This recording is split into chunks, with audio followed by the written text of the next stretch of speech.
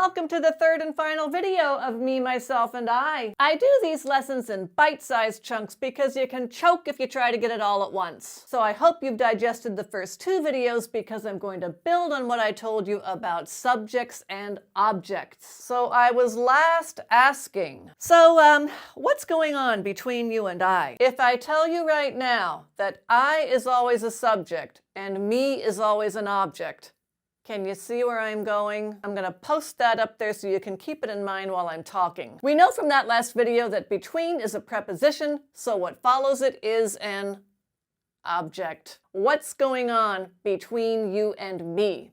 That's the correct sentence. You've probably also heard sentences like this. They helped Jane and I. Subject helped, object. They helped Jane and me. I've talked about how your native speaking instincts will keep you from making certain mistakes, so why don't they save you from this one? Well, they do with expressions like this. What's going on with me?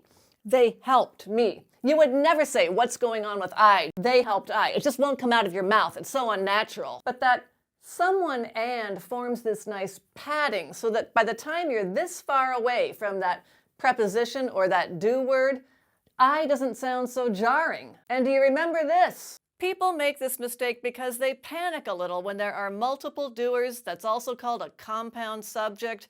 And they tend to think that myself brings this needed level of complexity. The same thing happens when there are multiple doees, which is called a compound object. But don't complicate things for yourself. Follow that rule. Me is always an object. Keep these sentences in mind. Jane and I baked a pie. Bill made tea for her and me. We'll talk more about objects because I and me isn't the only problem you'll have. What's going on between Bill and he? They helped we and our neighbors. The cake is for you and she. There are plenty of misused subjects and objects out there, but for now, try to break your I habit. As always, put your questions down below, and thanks for watching, and like and subscribe.